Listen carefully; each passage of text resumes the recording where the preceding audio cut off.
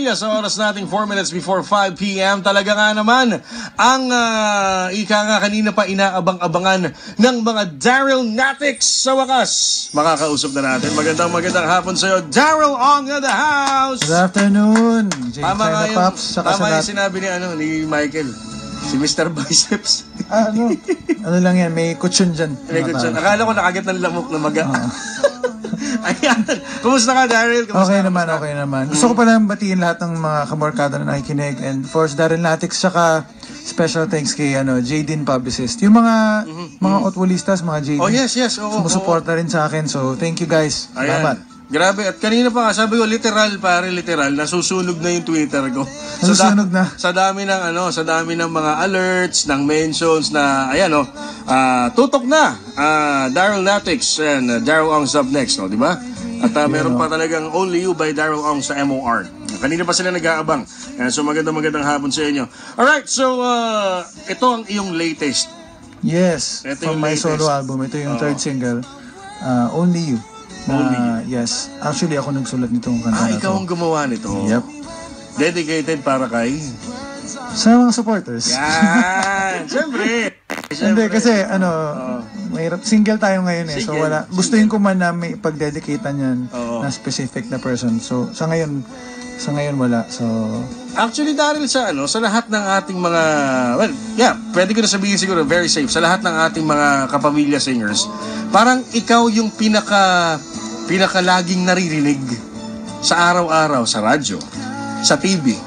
Di ba? Yeah. Sabi ko nga, pagka nagkatitigan may mga eksena dati sina Maha Salvador at si Coco Martin sa Ang Provinciano. Pag nagkatitigan ganon, tapos papasok na yung Basta't kasama kita, yun na. Alam na di ba? Alam na talaga.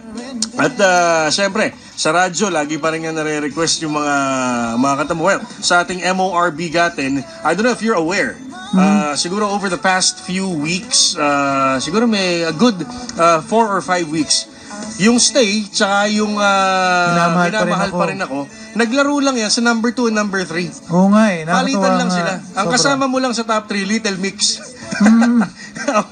Ayun, so talagang grabe. Sobrang init ng suporta ng mga kamorkada na nagre-request. Daryl Natics, lalo na talagang yung stay, pinapastay talaga nila sa literally. Actually, last Saturday when I last had yung countdown natin, yung MRB Gaten, yung Stay nasa number 2 pa rin.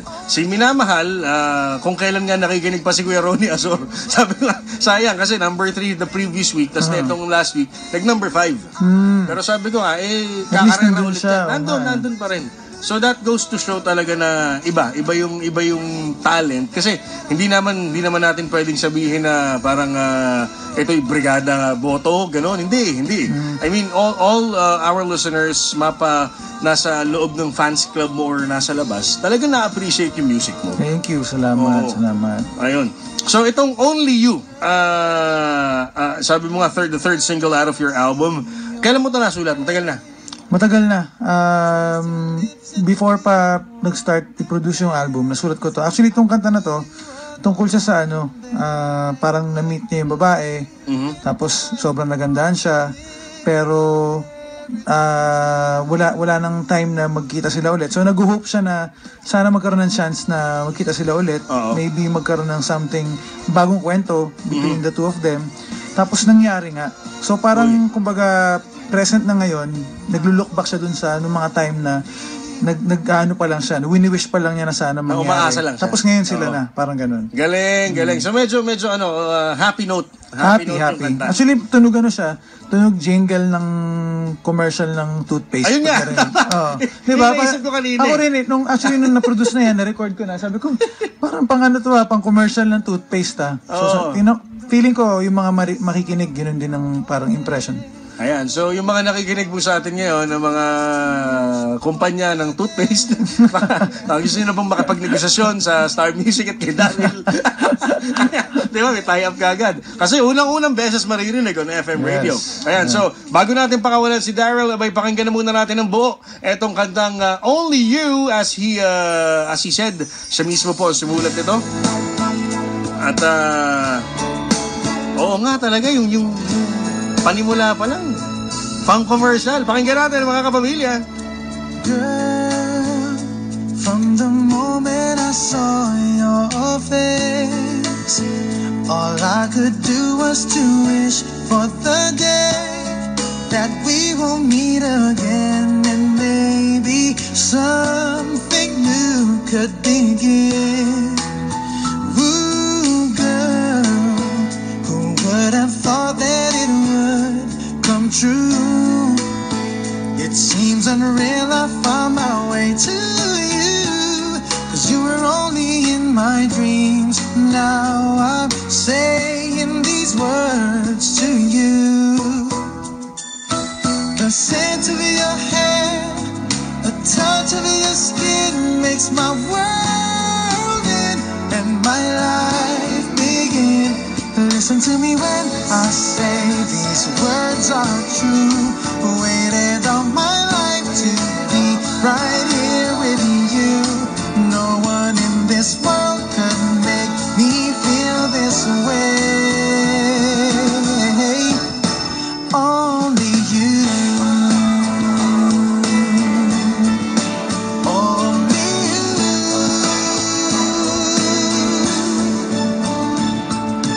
Now, years gone by and I still feel the same.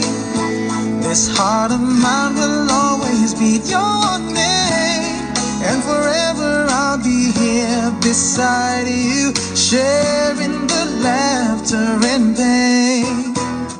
I'll always be by your side, 'cause without you, girl, my world will fall apart. So listen to me when I say these words are true. Waited all my life for this dream to come true. No one in this world could make me feel this way. Yeah, yeah. Only you. Only you.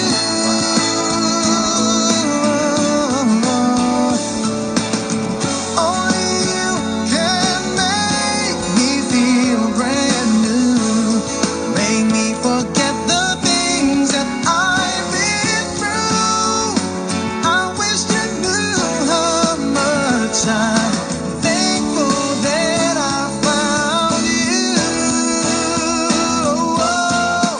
Only you. Only you.